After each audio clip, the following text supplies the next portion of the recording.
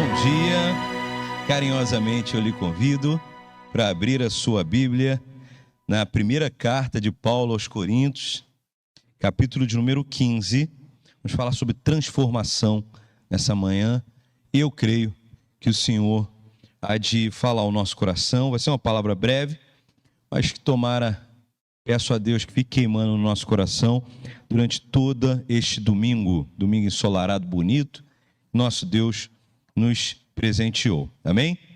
1 Coríntios 15, versículo 35 em diante, diz assim: mas alguém dirá: como ressuscitam os mortos? E em que corpo vêm? Insensato, o que semeia não nasce se primeiro não morrer. E quando semeias, não semeias o corpo que há de ser, mas o simples grão, como de trigo ou de qualquer outra semente.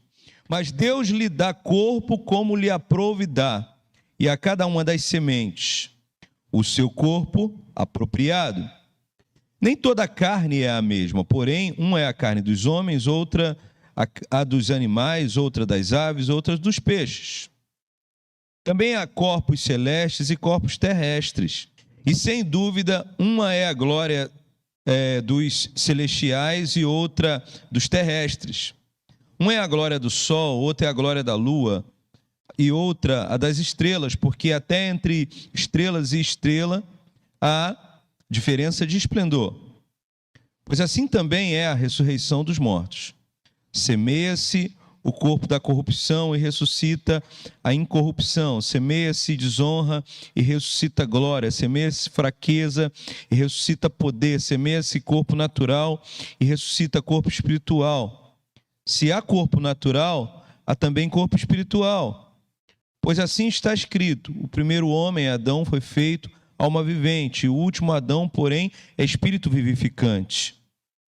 Mas não é o primeiro espiritual, e sim o natural, depois o espiritual. O primeiro homem, formado da terra, é terreno, o segundo homem é do céu. Como foi o primeiro homem terreno, tais são também os demais homens terrenos. E como é o homem celestial, tais também os celestiais. E assim, como trouxemos a imagem do que é terreno, devemos trazer também a imagem do que é celestial. Feche seus olhos em nome de Jesus. Meu Deus, meu Pai, meus irmãos, transformação é necessária. Ser transformado é da natureza do crente convertido, do homem de Deus, da mulher de Deus. É impossível ser reconhecido como um crente em qualquer lugar se a transformação não tocou a nossa vida, se alguma coisa não nos transformou. Pastor, mas eu nasci na igreja, cresci aqui, criancinha, na igreja, participei da escolinha, participei de tudo. Até estes precisam viver o milagre da transformação. Transformação no sentido de que nascemos com uma natureza adâmica, pecaminosa, e fomos transformados de glória em glória e para a honra e para a glória do nosso Deus. E essa transformação é para a nossa casa, para a nossa família, para os nossos amigos de trabalho, para os nossos vizinhos, um testemunho, um bom testemunho do que o Senhor fez na nossa vida e de que o nosso encontro com Ele foi um encontro verdadeiro. Então, sim, podemos afirmar que se não há transformação, não há ação do poder do Espírito Santo. É impossível viver um cristianismo verdadeiro se não compreendemos isso aqui direito. Isso aqui, gente, é o feijão com arroz, tá certo? Um dia desse, o camarada falou: vamos ali comer um peixe. Falei: peixe é bom. Peixe me agrada, né? Cheguei lá para comer o peixe, nota 10 o peixe. Alface, nota 0. Alface é muito ruim, gente. Pastor, faz bem para a saúde. Eu como sempre, porque faz bem para a saúde. Mas é ruim demais, não tem gosto de nada. Gosto só do sal e do negócio que tu joga lá no alface. Sadraque está assim, não, é assim, Sadraque, essa alface tem gosto de nada. O peixe estava bom. Aí, gente, o mais difícil estava bom. E o mais facinho, o arroz. Ruim pra caramba o arroz. Arroz amarelo horroroso. Eu não gosto de arroz amarelo, parece isopor. Eu gosto de arroz branquinho, bem gostosinho, bem abençoado. Né? Isso aqui, meu irmão, é o feijão com arroz do crente. Não adianta a gente querer encher o pavão, dizer, não, eu entendo profundamente da discussão teológica acadêmica de arminianismo versus calvinismo. Eu entendo profundamente disso. Que adianta entender profundamente de 2, 3 matérias profundas e maravilhosas e incríveis e não dominar isso aqui, o feijão com arroz do crente, a morte e a ressurreição do nosso Deus e Salvador. Esse é o capítulo bíblico do Novo Testamento, pastor Valmir, onde mais se fala de morte e ressurreição, transformação do corpo. É o capítulo bíblico do Novo Testamento, de todos os textos paulinos, mais extenso, onde mais se fala de morte e ressurreição. O texto começa com uma pergunta. Paulo estava respondendo outras perguntas aqui, nesse pedaço aqui da carta. Ele estava respondendo questões que estavam surgindo na igreja. Mas aqui me parece, os exegetas aqui do Novo Testamento não sabem se essa pergunta surge de alguém que fez, ou se Paulo está prevendo uma pergunta que seria feita. Mas ele lança a pergunta aqui, que é o versículo 35. Como ressuscitam os corpos? E em que corpo vem? Você já teve alguma curiosidade disso? Como é que vai ser no céu? Eu acho que no céu eu vou voar, gente. Eu falo isso pregando por aí. Porque os passarinhos tiram onda com nós hoje. Mas quando eu for para o céu, eu vou voar. Vou voar e o passarinho vai chegar para mim, aí eu, Aí vou voando atrás dele assim, e ele, caramba, ele voa também. Eu estou no céu agora. Céu. Mas como é que vai ser? Eu brinco com essas coisas. Mas como é que vai ser de fato? Esse capítulo aqui fala um pouco sobre isso. Não dá para entender se é uma fala especulativa de Paulo, porque Paulo teve uns textos que ele escreveu, dizendo, isso é da minha parte, Paulo. E outros textos foi revelação. Mas ele discute aqui sobre essa transformação. E nessa transformação que ele vai propor aqui, ele vai falar sobre a importância de saber focar no que realmente é relevante. A base de tudo que ele vai falar aqui, ele vai dar alguns exemplos e algumas aplicações aqui. Mas o que Paulo está ensinando aqui, respondendo essa pergunta, vai ser com qual corpo? Como vai ser o corpo? A importância é a gente entender como saber focar no que realmente é relevante. Sabe o que realmente é relevante? Não importa se eu terei esses mesmos 1,95 m que eu tenho hoje, no corpo transformado, né? Você sabe que minha altura é 1,95 m, né?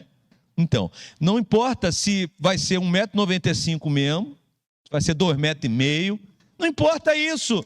O que importa é que seremos transformados. Entenderam? Esse é o âmago do texto paulino.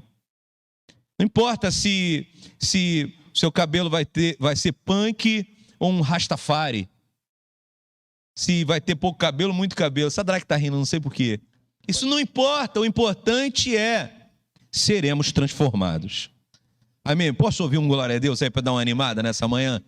Glória a Deus ou não?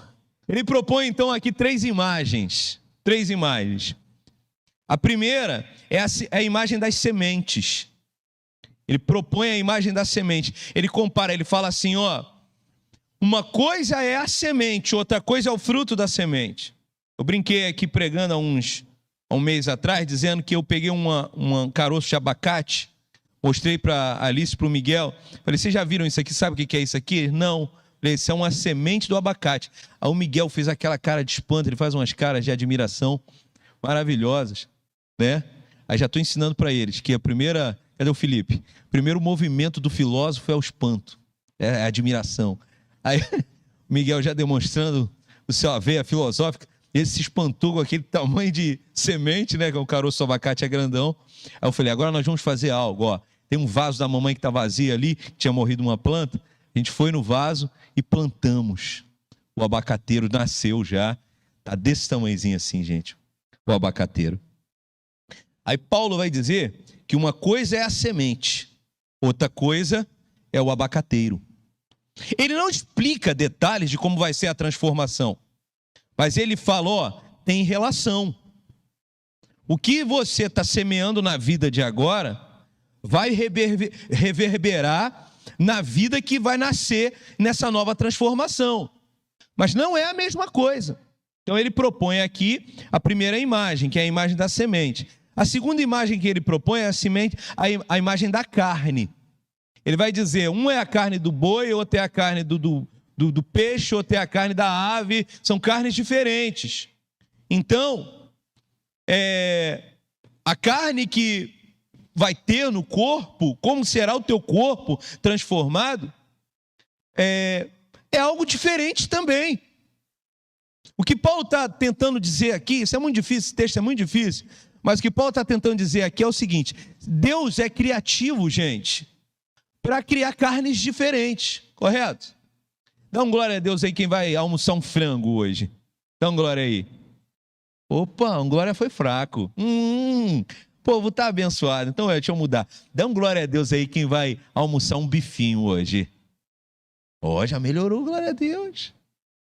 É diferente ou não é, gente? Frango é diferente? É isso que Paulo está falando. As carnes são diferentes. Os sabores, as texturas, as cores. O que demonstra isso? Um Deus criativo.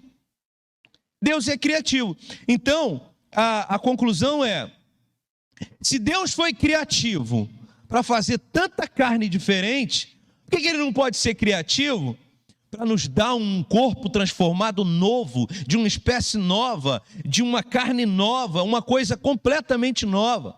Por que ele não pode fazer isso?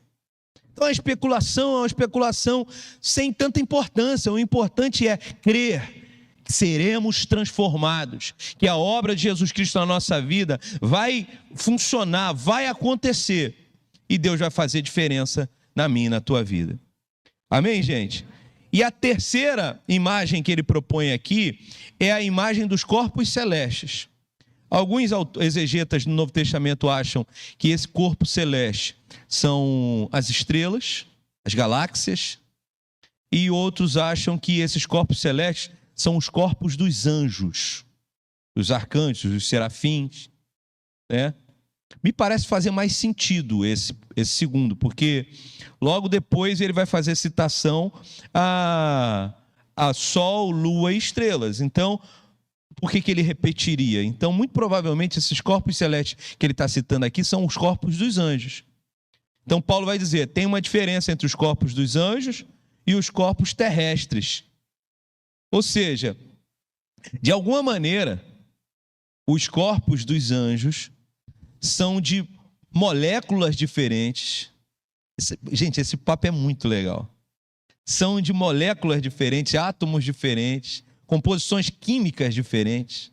É isso que Paulo está dizendo. E Paulo, citação aqui importante. Paulo, segundo a fala dele, num outro texto, ele tinha ido até o terceiro céu. Tinha sido arrebatado. Então ele viu anjos. Como é que foi essa experiência? Não sabemos, porque ele vai dizer que foi uma experiência tão profunda que ele não ia falar da experiência, mas que dá a entender que Paulo conhecia do Borogodó, ele sabia do que ele estava falando. Então ele disse aqui, os corpos celestiais são diferentes dos corpos. Tem aqui um outro desdobramento fantástico também, irmãos, que é o desdobramento do fato de que quando Cristo morre e ressuscita, ele nos dá ali algumas dicas, né? Nos dá algumas dicas interessantes. Porque em uma das aparições que Cristo aparece, está indo duas pessoas no caminho de Emaús indo embora, de Jerusalém, e Jesus aparece como? O texto fala que ele aparece do nada. Então, há uma lógica especulativa, lógico, mas uma lógica muito possível aqui, que esse corpo transformado do Cristo ressuscitado é um corpo que se transporta sem a nossa limitação, que se transporta, né, que se traslada, que se transporta, é um negócio aqui que parece aquelas ficções científicas de teletransporte, sabe? Apagar aqui e aparecer ali. Dá a entender isso no texto do caminho de Emaús, porque Cristo está e daqui a pouco aparece, não está, daqui a pouco aparece. Depois ele está comendo na ceia com eles, daqui a pouco ele está comendo, quando eles veem é Jesus, ele, puf, desaparece. Tem um outro texto também, que os discípulos estavam reunidos numa sala, o texto sagrado vai dizer que a sala estava fechada, não é isso? Tudo fechado, e ele, puf, aparece dentro da sala também. Como é que ele entrou lá? Será que foi um teletransporte?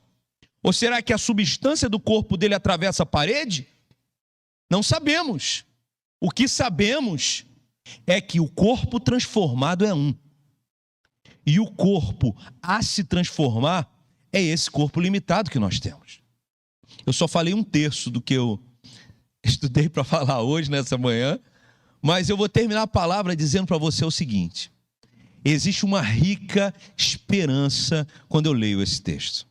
Uma rica esperança de que, especialmente os meus queridos vovôs e vovós, agora vão dar um glória a Deus especial, né?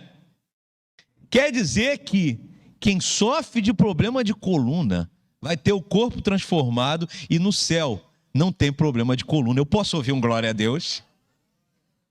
Quem sofre com a unha encravada, pastor, eu de vez em quando, Deus, pastor, eu vou fazer aqui minha unha, e a irmã tira um bife, aí fica ali inflamado, e dói muito meu dedinho.